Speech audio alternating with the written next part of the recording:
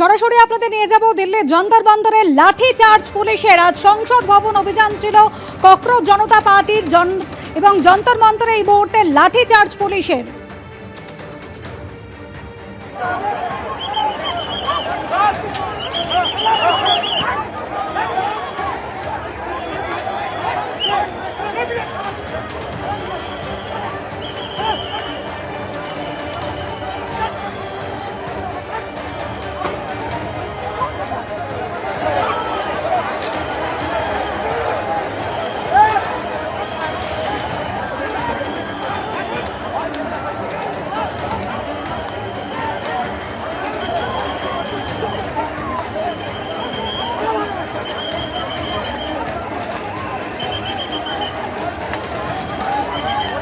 আগে থেকে দিল্লি পুলিশের তরফ থেকে নিষেধাজ্ঞা জারি করা হয়েছিল, বলা হয়েছিল কোনোভাবেই কোনো জমায়েতের জন্য অনুমতি দেওয়া যাবে না, কোথাও জমায়েত করা যাবে না, কোনো বেআইনি জমায়েত বা মিছিলে অংশ নেওয়া যাবে না। আর এবার জমায়েত শুরুর আগেই লাঠি চার্জ করছে পুলিশ।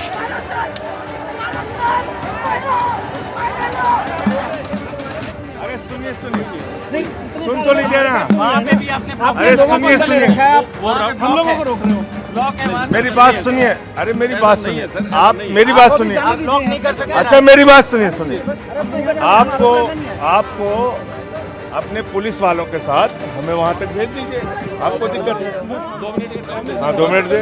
हाँ 2 मिनट का टाइम। हाँ ठीक है 2 मिनट का टाइम, हमें वहाँ तक छोड़ रहे हैं, हम खड़े हैं। नहीं अभी वहाँ पूरी धक्का मुक्की की इन्होंने,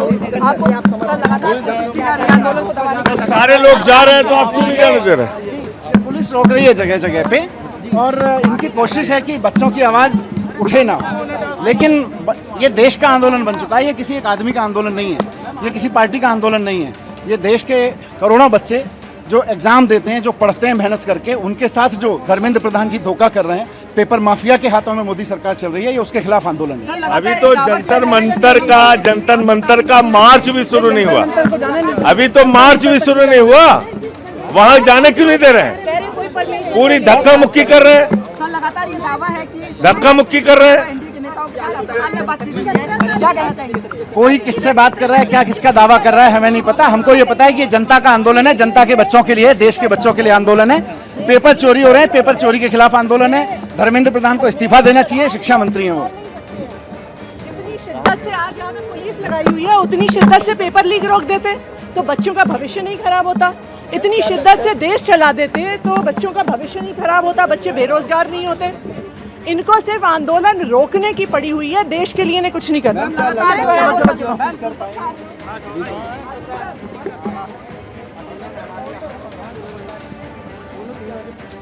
দিল্লির সংসদ ভবন অভিযানে ধুন্ধুমার। আগে থেকেই পুলিশের নিষেধাজ্ঞা ছিল, কড়া পুলিশি নিরাপত্তা ছিল এবং যখন সাধারণ মানুষ তারা জমায়েত করছেন সেই মিছিলে এই মুহূর্তে লাঠি চার্জ দিল্লি পুলিশের।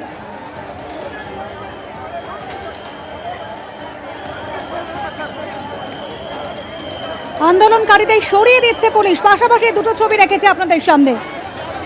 একেবারে ব্যারিকেড করে রাখা হয়েছে এবং যারা জমায়েত করেছিলেন ককরোচ জনতা পার্টির এই সংসদ ভবন অভিযানকে কেন্দ্র করে তাদেরকে এই মুহূর্তে সরিয়ে দিচ্ছে পুলিশ।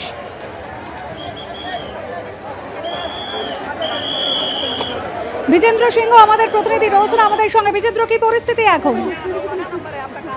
দেখো আজকে সকাল থেকে যন্তর মন্তরে 3 লেয়ার ব্যারিকেডিং করা হয়েছিল, কাউকে এখান থেকে বাইরে যেতে দেওয়া হবে না। দিল্লি পুলিশ জানিয়ে দিয়েছিল এখানে সংসদ মার্চের জন্য কোনো পারমিশন কেউ চায়নি এবং তারা কাউকে এই পারমিশন দেননি। যেহেতু পার্লামেন্টারি সেশন চলছে, 163 বিএনএস রয়েছে, এখানে কোনো জমায়েত করা যাবে না সংসদ ভবনের পাশে, সেটা স্পষ্ট করেছিল দিল্লি পুলিশ। তার সত্ত্বেও আজকে সকাল থেকে বিভিন্ন রুট থেকে দেখা যাচ্ছে মানুষ পৌঁছচ্ছেন যন্তর মন্তরে। ককরোচ জনতা পার্টি যে ডাক দিয়েছে একটা সংসদ ভবনে যেতে হবে, তার পরিপ্রেক্ষিতে এই মুহূর্তে আমরা দেখতে পাচ্ছি ঠিক সংসদ ভবনের বাইরে বা যন্তর মন্তরের আশেপাশে সব রাস্তা বন্ধ রয়েছে এবং আশেপাশের মেট্রো স্টেশনগুলোকেও বন্ধ করে দিয়েছে দিল্লি পুলিশ। বিশেষ করে পার্লামেন্টের পাশে যে স্টেশনগুলো রয়েছে, সেন্ট্রাল সেক্রেটারিয়েট, রাজীব চক, জনপথ, একেবারে বিজেন্দ্র সঙ্গে থাকো। এবিপি আনন্দ এগিয়ে থাকে, এগিয়ে রাখে।